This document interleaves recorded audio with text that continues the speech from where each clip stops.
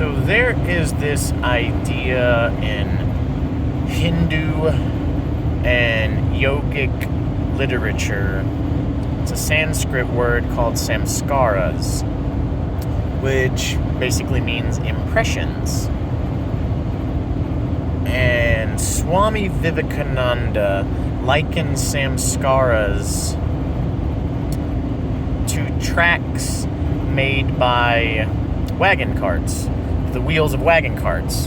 And the samskaras and impressions are all in our mind and basically refers to the habituations of thoughts and the different actions that we take throughout a day. The impressions, the samskaras, that which is impressed upon us that we do over and over. And it could be a thought or an action that you just do over and over until it becomes habitual. If you just really like someone, just a person, a celebrity, author, whatever, you'll have thoughts about them. And it's as if that wagon cart is constantly rolling back and forth along this train of thought until it leaves a deep impression. And it could be the same with any kind of activity. Maybe you're an evening drinker or smoker, or maybe you wake up in the morning and you immediately work out or get coffee. When you do these things over and over, eventually they become so impressed upon you, they become a habit to where it's more like an autopilot thing that you just do, and it is no longer something that takes any thought. But if you stop and think about it, you realize that you're going in these patterns and that they're going over and over. And not to say that they are good or bad, just that that is there. And the yogis also believe that certain locations can hold samskaras. Like, you go to a church, and if you take away all of your preconceived notions about how you feel about a church or a holy place or a temple, and you just go there, you can feel the reverence, you can feel what goes on there. And they think it's the same for going to the home of a holy person or a saint. You go there, you can feel that person almost, even after they've passed away, that energy, that vibe, that samskara of that location. Same would be like going to a murderer's home. You could feel like the ickiness, or perhaps I'm not saying ghosts are real or aren't real, but you go to a haunted house and you just get creeped out. Something about that place just creeps you out. And there have been many instances where some people will move to a new house and be like, this doesn't feel right. And they'll look up like what has happened or who lived in that house prior. And it could be that there was a murder, or an older couple passed away within the house, and there's just a feeling that is left over. And yeah, this is anecdotal and is not necessarily something that you can test scientifically, but there is so much evidence anecdotally just from people telling their stories that this is the case.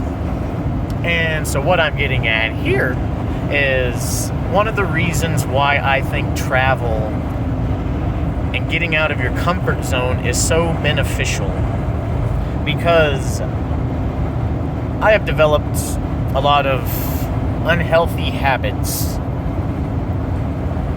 And whenever I'm at home, those samskaras and impressions and habits are all right there in front of me. It's very, very easy for me to fall back into those patterns. Maybe I know what I need to do to be healthy, but because of what I've been doing day to day, it's so much easier just to keep doing that instead of shaking it up and making myself uncomfortable to wake up and work out. But I wake up, my thoughts go back into the same places that they have been tending to, and instead of getting up and working out, I just go get in a hot bath where it's nice and comfortable and watch some YouTube videos. And then, I just wake up and keep doing the same crap that I've been doing that isn't getting me anywhere. But whenever I wake up and I can shake it, shake off myself and go work out and do something different, do something productive, do something healthy, it makes such a big difference. But it's hard because those tracks that are in your mind just make you want to keep going back into the same thing that you have always been doing. And this is why I think travel is so beneficial, because when you get out of your comfort zone, when you get out of where it's easy for you to get a joint or get a drink or find a comfortable bed or talk to someone who will sympathize with you about all of your woes, you have no reason to change necessarily. But whenever you get out, it becomes different. Those same patterns and impressions of that location are no longer there. For me, you should definitely plan your trips a bit better than I do.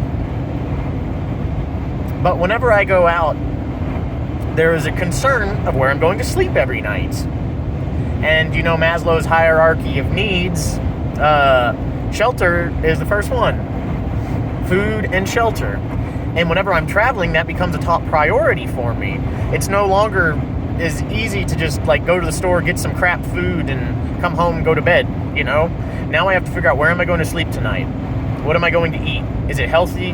I make much more conscious decisions about what I'm going to do, but I'm actively engaged in that. It's no longer this habitual, automatic thing that I'm doing. I have to be much more conscious in that. And whenever you're going about your life as you travel, everywhere you go, you find out what your values really are. It's really easy to say that you believe something, or that you think a certain way, or value this certain type of character trait, or think that you even have it. But whenever you're out of your comfort zone and you're dealing with all manner of people and situations, you're going to run into difficulties and things that you do not have to deal with on a day-to-day basis whenever you are out in the world, away from your comfort zone. And it's in those situations that you realize what you are capable of, what you have to do, and who you really are. You really do find yourself through travel, I think. I do not think that we have to travel to find ourselves, but it's one of the easiest ways to push yourself out of your comfort zone, at least that I have found for myself. Because you're going to be in situations where you're scared, where you're unsure, where you don't know what to do, and you're going to figure out what the heck you're capable of and who the heck you are.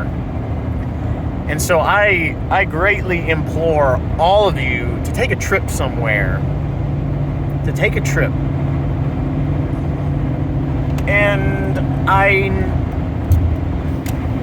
have mixed feelings about traveling alone, because I'm sort of a loner by nature. And whenever you're by yourself, you are forced to confront yourself.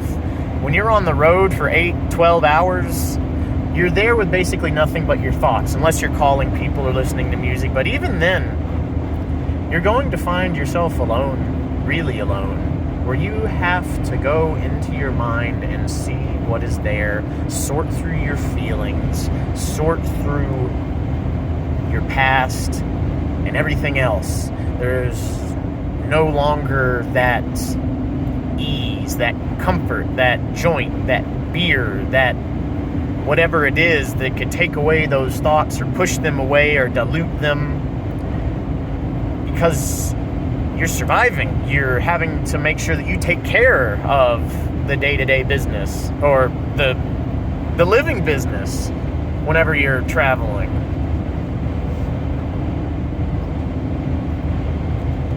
And it just really shows you who you are. And your thoughts and your minds and your actions.